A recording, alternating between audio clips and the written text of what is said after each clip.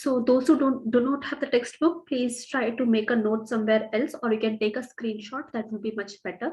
Okay, so what all are the important topics from this particular chapter from exam point of view that I will be taking? Okay, electrolytes, page number 201 in the nutrition science textbook. So it will be better if you take the screenshot. So from exam point of view, all the important topics will be covered. The remaining, which I am excluding, that you can do in your self-study for your own knowledge. Okay. So what are electrolytes? All the mineral salts whose ions dissolve in water are called electrolytes. Ions means what? Like if you see the picture which I have provided here, okay, sodium, I guess up to 10th standard, those who are even from commerce background, okay, the basic chemistry you must remember from your school days, okay, in 10th and all, it was very common. Okay, at least you would know uh, the images used for sodium, chloride, potassium, calcium. Okay, and on top of each of this, okay, on top of each for sodium, it is we write it as Na, and we give a positive sign here. Okay, means it is carrying a positive charge. Ions means what? It is either positively charged particles or negatively charged particles. Cat ions and ions. Okay, and ions, ANions. Okay, anions are negatively charged, cations are positively charged. So just by looking at the picture, can anyone say which is an anion here? Anion. Anyone from the group in the chat box, just by looking at the picture which is given in the slide here? Chloride is an anion. Okay, the remaining are the cations. Okay, so these are electrolytes and they dissolve in water. They're mineral salts and they dissolve completely in water. So why the name electrolyte? Because they carry an electric charge. If you take a glass of water, put sugar in it, mix it up, okay, properly. Take another glass of water, put salt in it, mix it up properly. Which do you think can carry electricity? Is the sugar, will the sugary water carry electricity, or will the salt water carry electricity? In the chat box. Yes, the salt water will carry electricity. Why? Because salt means it is sodium chloride. It has two ions, one positively charged and negatively charged. Okay. So electrolytes affect how your body functions in many ways, including the amount of water in your body. Okay. Normally the pH balance, water balance. Okay, we will see that later. So the major electrolytes which we will discuss in this particular chapter is sodium, potassium, and chloride. Okay, sodium, potassium, and chloride. So before that, there is a formula for converting, like when you are using the terms like electrolytes, it is either given in mg or it is given in milli equivalence. Okay, so there is a formula for that. Don't by heart the formula, just for your knowledge I have kept it here. The only thing you have to take away from this particular slide is milli equivalence. Okay, MEQ. This is the unit in which electrolytes are represented. Okay, for example, if a doctor is prescribing, okay, this person should be put in a saline solution. Okay, this should be the MEQ, the concentration of saline solution in which the patient has to be put on. Okay, so that is how we represent electrolytes. Different electrolytes, if it is being soluble, it is soluble in water, and if you want to prescribe it to someone, okay, usually you use either mg. More than mg, it is represented as milli equivalence, MEQ. That's it. Only that's what you have to remember. Don't worry about the formula. If you want to study more about the formula, you can understand it from here. So mg means milligram. Okay, that you know. Valence means valence is the combining capacity of the elements. For example, if anyone remembers anything about basic chemistry, there is a atom, and it has just like a solar system. Okay, all the protons and the neutrons are concentrated in the center. Electrons, the negatively charged particle, will revolve around the protons and neutrons. Okay, so there are lot many shells surrounding the protons and neutrons. The outermost shells, okay, that will have the electrons present in the outermost most shell are easily lost when it is mixing up with other um, electrolytes. Okay, there is an exchange of electrons taking place when two or three um, electrolytes try to combine with each other. So that is valence, how easily an electrolyte can give up their electrons to combine with another. Okay, then you have atomic weight. If you remember, there is a chart for that. Okay, don't get too technical about all these things. Those who want to learn more about it, it is given the textbook. If you want to buy had the formula, you can. But from exam point of view, just remember, we represent electrolytes in milli equivalence. Okay, so MEQ. So coming to the topic of sodium, sodium is a major regulator of fluid balance and volume. Okay, it is essential for nerve transmission and muscle function, for your muscles to contract and relax. Okay, adequate sodium will replace your losses in sweat. Sodium is lost through sodium is lost through either urine. Some of the sodium is lost through feces. Major part of the sodium is lost through sweat when the climate is too hot and all. Okay, so that is how there is an exchange. There is a balance of sodium within the body, and it plays a very important role in fluid balance. Okay, if your body is running low in water, okay, your body is dehydrated.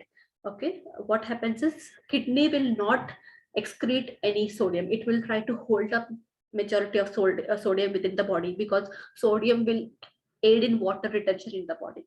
If your body is all overly hydrated, automatically a large number of sodium will be released from your body, so that it aids in water loss.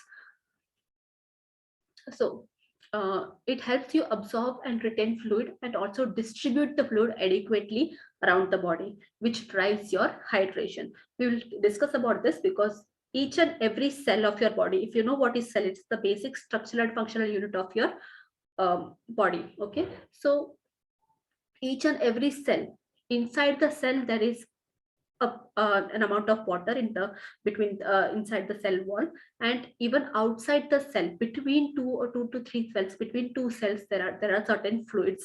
So sodium controls how much of the fluid should be inside a cell, how much fluid should be outside the cell, like between the cells, how much fluid should be there within the blood vessels. Everything is controlled by sodium, the amount of sodium which you have in the body. Okay, so that's how important it is. So coming to the absorption and excretion of sodium, page number 202. Every day around 3000 to 6000 mg of sodium is normally absorbed in the body. But remember, out of this 3000 to 6000 mg of sodium which has been absorbed, 90 to 98% of this value is also excreted. Hardly 6 to 7% of absorbed sodium will be utilized within the body. Okay, so the major amount of absorption takes place in the small intestine. Only some amount of absorption will take place in the stomach. A large chunk of absorption is taken up by the small intestine in the body. The small intestine plays a very active role in absorbing the sodium. And when the small intestine absorbs the sodium, it is mixed with the blood, carried by the blood to the different parts of the body. And when this blood with sodium reaches the kidney, that is where the sodium is filtered out. Okay, it is put up into the urinary system, and it is passed out. Okay, so there are certain hormones which also control this balance. So aldosterone and renin, that these are the two main hormones which plays a important role in maintaining the balance of sodium. Okay, so when the body goes very low in sodium level, okay, when the body goes in a stage of hyponatremia, low level of sodium in the body is called hyponatremia. Okay, so when the body is having low sodium count, automatically the adrenal glands will get the signal, and it will release the aldosterone hormone, and this aldosterone hormone will tell the kidneys to stop excretion of sodium, it has to be reabsorbed by the blood, and the reabsorption of the sodium will take place, and it will be transmitted into the body, back into the body. The sodium which was supposed to be excreted, it will be transported back into the body, so that that equilibrium is maintained. So that is how aldosterone works. And renin is a hormone that will help the secretion of aldosterone. Renin also identifies that the sodium level is going down, so it will help it will directly stimulate the adrenal glands, so that the aldosterone is secreted. So that is how renin helps in sodium balance. So most of the sodium is lost in urine and sweat. So that's about the absorption and excretion of sodium in brief. So metabolism, jejunum is the topmost part of the small intestine, and ileum is the last part of the small intestine. So these are the two main regions where the maximum metabolism and the absorption of sodium takes place.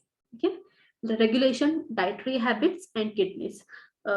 How is the sodium balance in your body regulated? Because there is certain limit to which recommended daily allowance is given.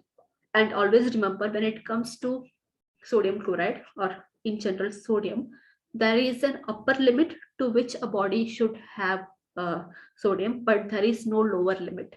Okay, because any amount of food which you have, fruits, vegetables, or whatever, even cooked foods which you have, it supposedly it will have adequate amount of sodium chloride.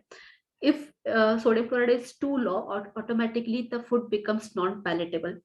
Okay, for the food to be palatable, certain amount of moderate amount of sodium has to be present in any given food. Okay, so dietary habits and output is maintained completely by the kidneys. Then distribution. Uh, when I will take the second chapter on this, that is what the electrolyte balance. That's when you will understand what are extracellular fluids and intracellular fluids. So sodium is stored in the body in fluid format. Okay, but because it is mixed up with the water, the body 70% of the body is made up of water. So from where do we find this water? Okay, each and every cell of our body that has water, and that is what we call intracellular fluid, the fluid within the cell. Extracellular fluid means the fluids which are surrounding the cell. Okay, sometimes in the plasma, that is in the within the blood circulation. Okay, blood is made up of plasma and the blood cell. So plasma is also considered as extracellular fluid. And also between few cells, between the tissues, there will be fluids that are also considered as extracellular fluid.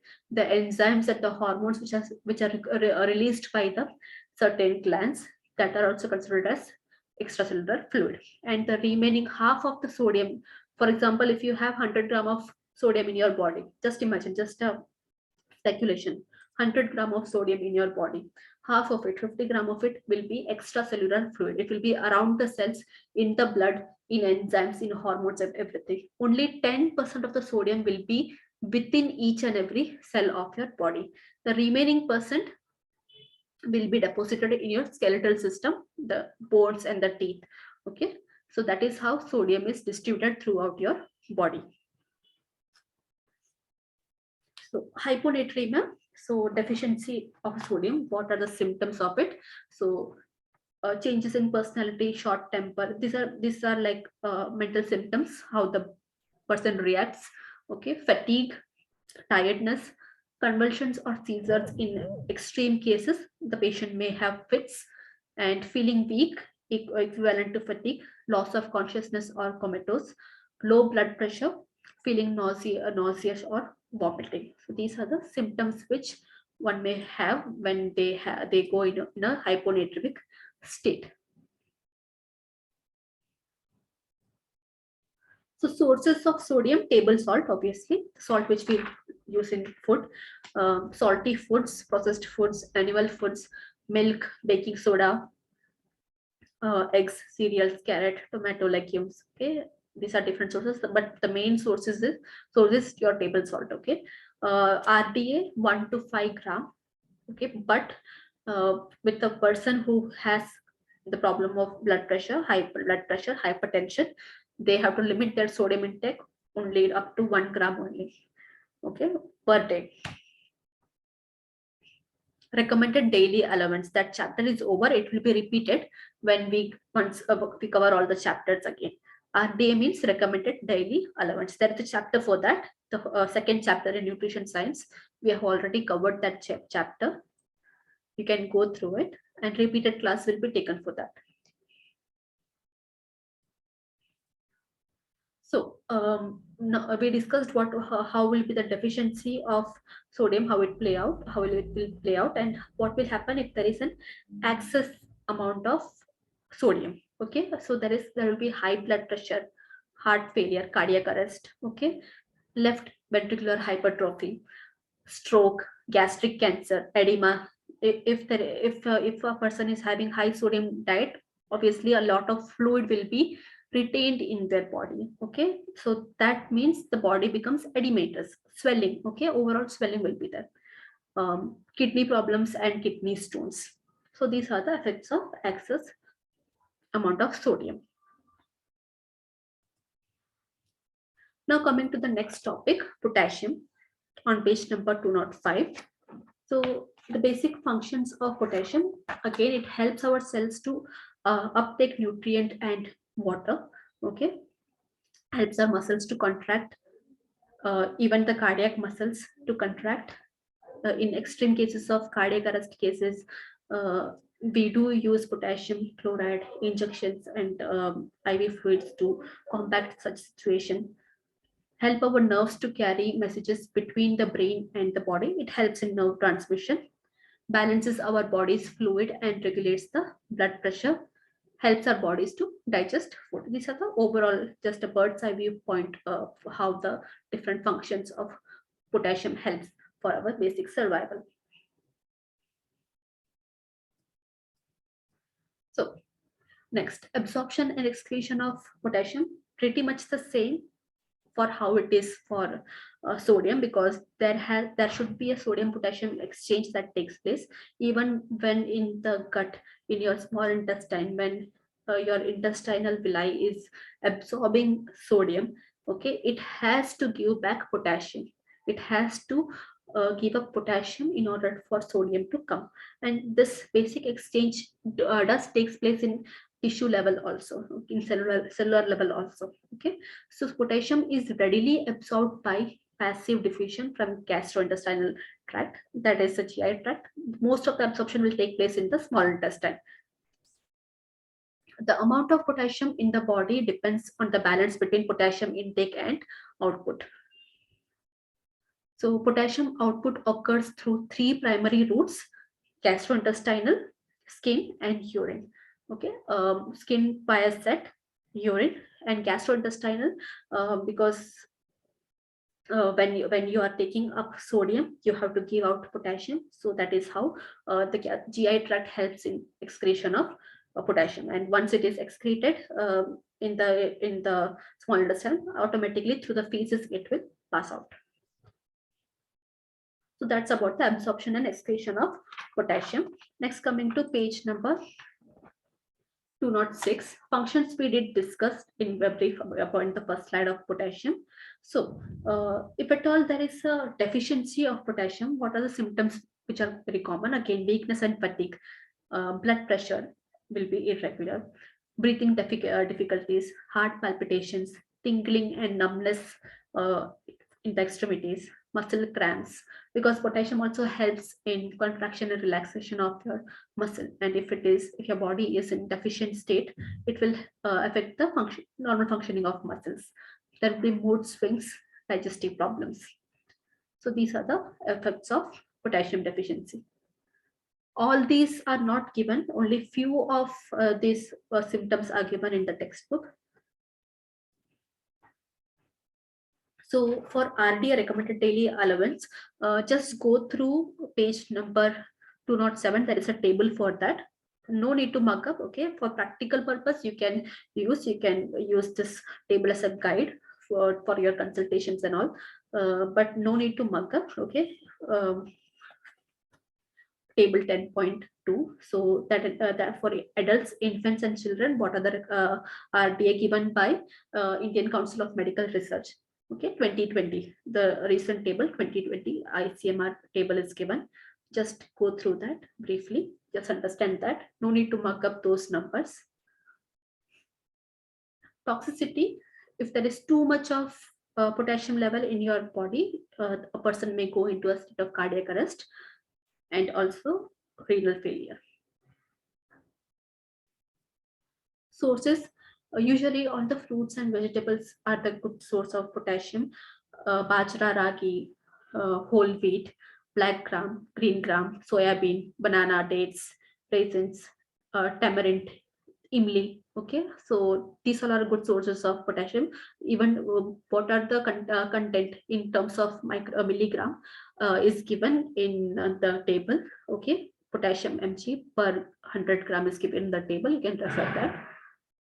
These tables you can use for use as a guide to help in your consultations when you're working as a freelancer or in your job. Okay, so no need to completely by heart it. You will have a table. If you do not lose your textbook, you have this table as a source for guidelines. Then you have chlorine, page number 208. Chlorine is an anion. So it's a very important anion which is present in the body.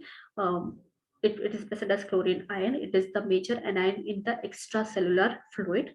About the cellular fluid, even if you're even now confused, don't worry. The next chapter which I'm taking, you will discuss on that. So all the confusions will be clear there. So extracellular fluid, the fluid surrounding anion means the electrolyte which is negatively charged.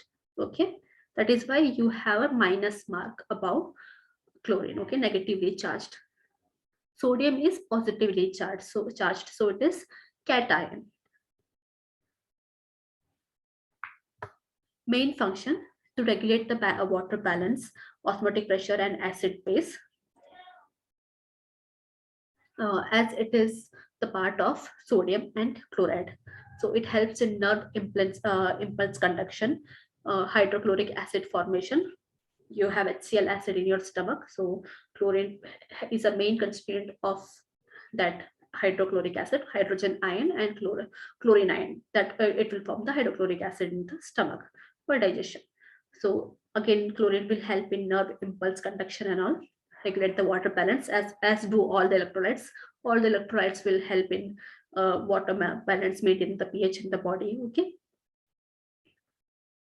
so that is why it is a part of NaCl, that is sodium chloride. Sodium is positively charged, chlorine is negatively charged. So this combination works very well. So when it comes to the deficiency of chlorine, uh, nobody rarely has chlorine deficiency until and unless you suffer from extreme you have a case of an extreme vomiting and diarrhea. In that case, lots of fluid is lost from the body.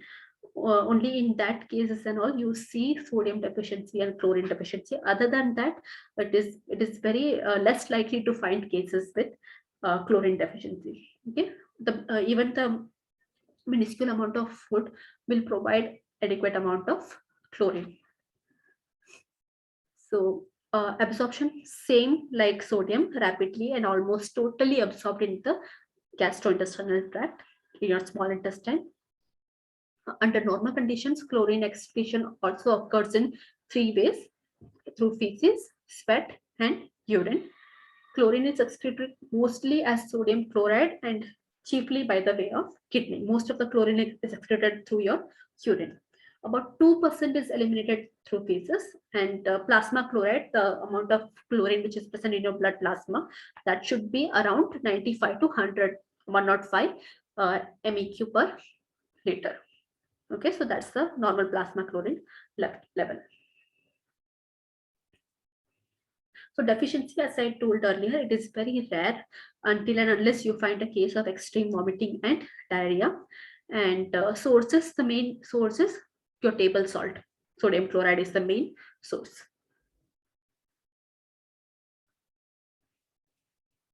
So any doubt in this chapter?